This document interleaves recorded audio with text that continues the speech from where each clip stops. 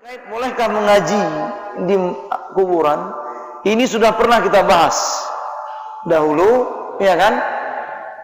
Di masjid ini, dan hanya di sini ketika itu saya bahas, belum saya bahas di tempat lain.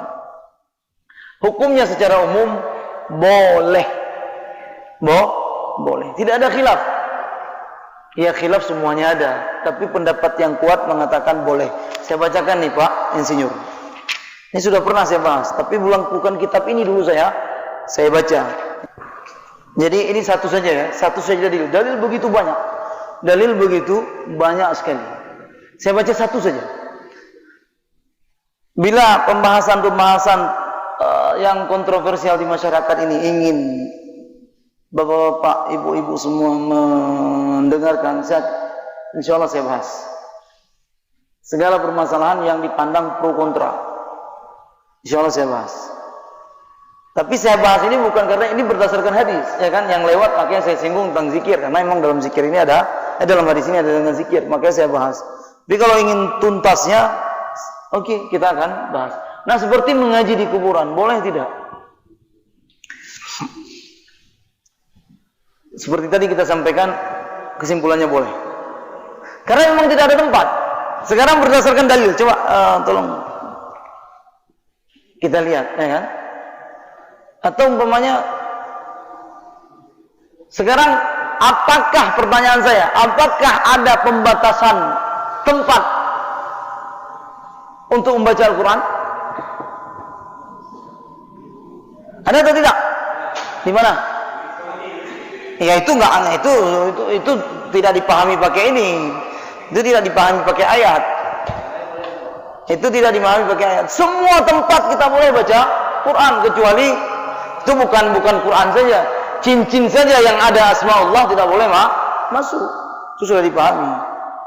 Cincin yang ada asma Allah.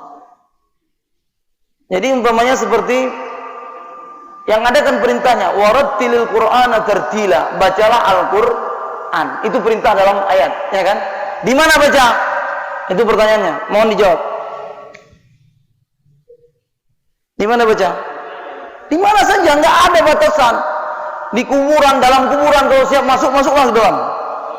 Apalagi macam kuburan di Arab, ya kan? Dia itu seperti rumah bangunan bawah tanah. Jadi tambang dalam, jadi karena tidak dikuburkan mayat tersebut, nanti akan menjadi setelah sekian tahun tulang belulang dia. Masuk ketika dikuburkan digeser nih tulang-tulangnya. Tidak ada tempat pembatasan membaca Al-Quran menurut dalil yang kita lihat. Yang ada perintah apa? Baca Quran. Di mana bebas. Tidak ada tempat khusus. Pakai dalil, pakai yang nak pegang hanjut bu inan, dan yang teh dalil pegang hanjut. Yang boleh. Di mana dalil yang mengatakan tidak boleh. Kalau dalam WC tadi itu bukan Quran saja, mincin yang namu tulis nama Allah, Rasul tanggalkan. Nah, jadi ini yang pertama. Ya kan? Terkadang kita sering salah juga dalam melihat logika dalil itu. Terkait dengan baca Al-Quran, berzikir di mana saja boleh. Duduk berjalan, ya kan? Duduk berjalan, tidur, berzikir kepada Allah. Habis salat, ada assalamualaikum, bangun dia. Jangan dikomentari, hanya motif tegaga. Kadang dia sedang berzikir. Fa idza qadaytumus salata fadhkurullah, itu ayatnya. Fa idza qadaytumus salata, setelah engkau salat, fadhkurullah, berzikirlah kepada Allah, qiyaman wa qu'udan wa ala junubi. Ya kan? Berdiri, duduk. Mungkin dia sambil jalan balik kantor, dia berarti dia pada pegang hanya motif tegaga karakat. Ini orang yang terburu-buru menilai orang lain. Nah, berarti kuburan yang masuk tempat. Nah, sekarang mungkin di antara kalangan para ulama di saat mengatakan tidak boleh, mungkin dia yang pertama katakanlah dalil tidak ada, dan dia juga tidak melihat praktek guru-gurunya atau para sahabat Nabi. Ini bisa jadi. Padahal itu tidak bisa sebagai acuan. Ada seorang ulama atau seorang sahabat melihat Nabi seperti ini dan dia tidak lihat kehidupan Nabi 24 jam. Itu satu hal yang sudah final itu. Seorang sahabat mengatakan, kenapa dia mengatakan Nabi seperti istri Nabi? Nabi tidak pernah buang air kecil sambil berdiri, karena itu yang dia lihat. Tapi saat Rasul di luar, Hudzaifah melihat, Rasul buang air kecil sambil berdiri. Akhirnya para ulama mengatakan boleh. Jadi nggak bisa kita klaim seakan-akan kita mengetahui itu atau satu sahabat mengetahui semua kehidupannya. Jadi pohonnya kepegang mono nyo yang deh kandang, dengkunya kepegang mono nyo yang kandang, dengkunya kepegang mono jeh yang kandang. Diceritakan. Nah mungkin saja seorang ulama umpamanya, ini saya bacakan dalil ini. Cuma saya kasih prolog dulu biar jelas dalam melihat dalil. Karena kita ingin mengkaji bukan mendengar fatwa saja. Kalau fatwa saja apa hukum mengaji di kuburan? Boleh. Alhamdulillah kan? Dah dalil, pujuk dalil selesai. Enggak, kita lihat dalil agar jelas. Nah, katakanlah para ulama-ulama tersebut seperti Imam Ahmad. Imam Ahmad mengatakan tidak boleh ngaji di kuburan. Imam Ahmad bin Hanbal mohon di fokus. Bahkan beliau mengatakan membaca Al-Quran di kuburan bid'ah, kata beliau. Oke? Sekarang hal tersebut ketika komentar Imam Ahmad keluar seperti itu, kita yang katakanlah membaca kitab-kitab itu bisa saja umpamanya yang pertama beliau tidak mendapatkan dalil, atau beliau tidak melihat guru beliau atau guru-gurunya beliau yang melakukan seperti itu, sehingga keluarlah komentar beliau. Mohon disebut papan tulis. Nah, ini saya bacakan. Imam Ahmad mengatakan, kana yaqul, dulu beliau pernah mengatakan, Ahmad bin Hanbal semua kenal ini. Ini Saudinya rakyat dah, Imam Ahmadnya rakyat dah Pak pemerintahan Saudi. Karena memang Saudi Hanbali. Ini founding father-nya nih Hanbali nih. Ini pendiri Hanbali nih, foundernya Hanbali nih Imam Ahmad. Nah, Imam Ahmad mengatakan kana yaqul, beliau mengatakan apa? Al-qira'atu 'indal qabri bid'atun. Membaca Al-Qur'an di kubur bid'ah. Fakun Imam Ahmad. Ini saya sebutkan satu dalil. Tadi kesimpulan sudah saya sampaikan, ya kan? Boleh. Nah,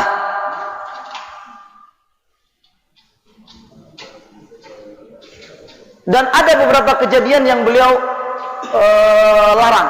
Jadi ada seorang buta baca Quran di kuburan, beliau larang. Hai, baik kabuinan. Yang bid'ahnya ke Imam Ahmad. Nah, ada seorang ulama, ini murid beliau juga. Namanya Muhammad bin Qudamah al-Jauhari.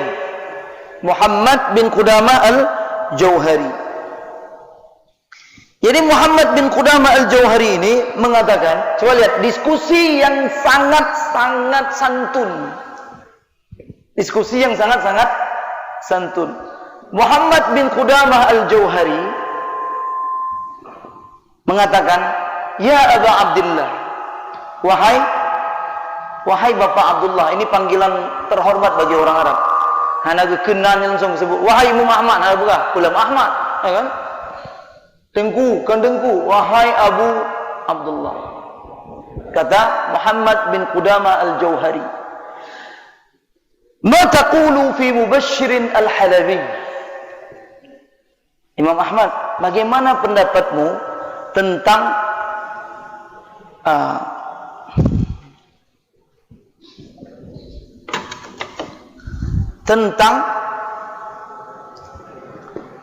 Mubashir al-Halabi? Ini orang Muhammad bin Qudamah al-Jauhari. Kan tadi Imam Ahmad melarang jangan baca kubur di kuburan, bid'ah. Didengar oleh imam seorang ulama namanya Muhammad bin Qudamah al-Jauhari. Dia tanya, dia nggak tanya kenapa bid'ah, hana. Bedanya untuk Imam Ahmad. Imam Ahmad itu seorang ulama besar, ulama hadis. Kitab dia sekarang yang paling besar bisa kita katakan. Bagaimana pendapatmu tentang Mubashir al-Halabi? komentarmu bagaimana tentang beliau itu? Nah, ini kalau orang belajar hadis jelas pada masalah jarah wa ta'dil. Misalnya kita rekom enggak? Ya kan? Oke enggak orangnya? Kemudian apa kata Imam Ahmad? Siapa? Si Mubashir Al-Harbi. Thiqah, itu ulama besar. Thiqah, orang hebat tuh. Kata Imam Ahmad apa? Ini istilah hadis ya, istilah dalam ilmu hadis. Thiqah. Berarti orangnya itu rekomendasi, recommended. Baik dari sisi agamanya ataupun intelektualnya.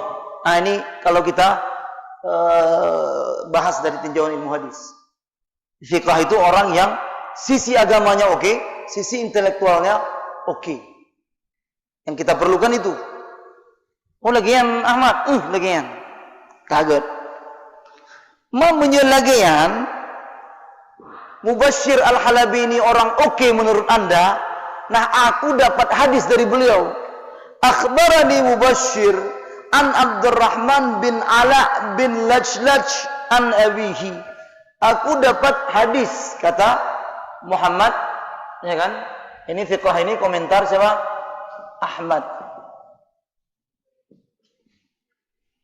Nah, kalau dia menurut Anda seorang yang fiqh, aku dapat hadis dari beliau. Dari siapa? Dari Mubashir. Akhbarani, kata beliau. Ini saya tuliskan. Akhbarani Mubashir Al-Halabi. Maaf ya, ini saya tulis cepat. Jadi harus tulisannya seperti ini. An. Mubashir ini dari siapa? Dari Abdurrahman bin Al-Ala bin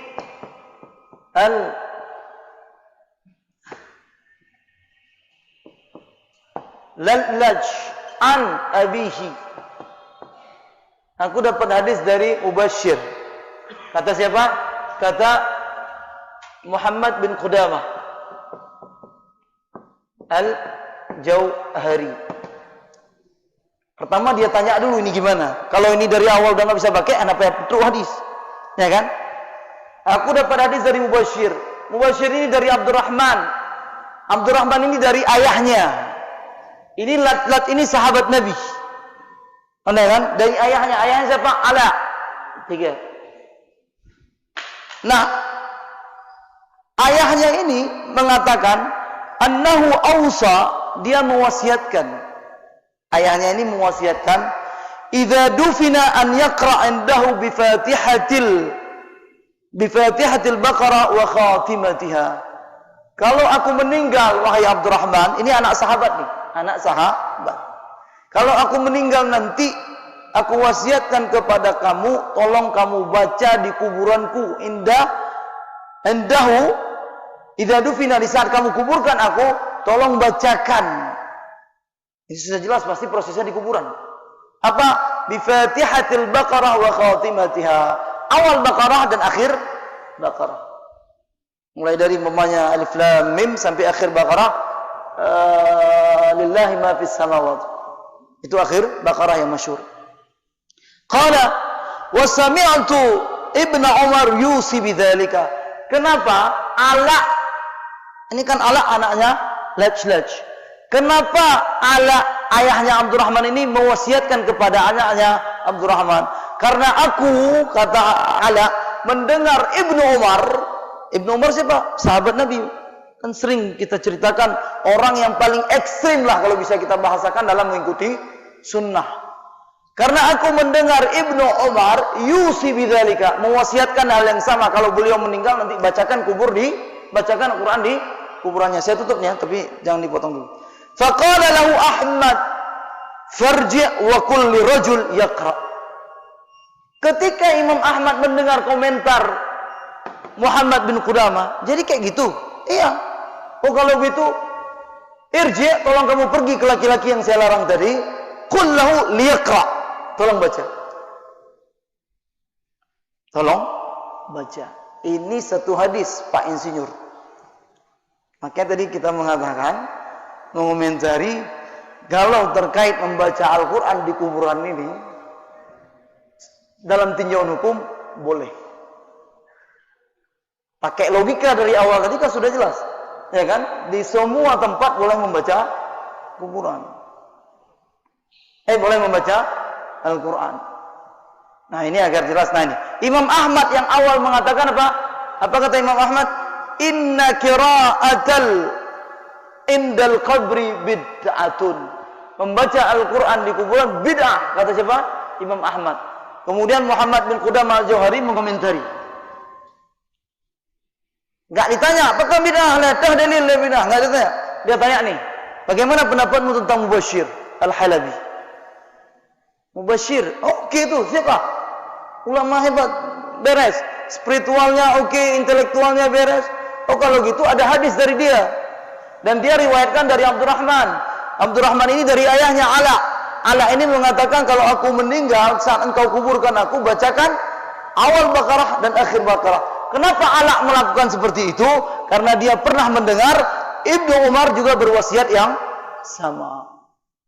Jadi nanti kalau katakanlah saya meninggal, setelah dikuburkan, bacakan aja situ. Al-Fatihah ke apa ke selesai pulang.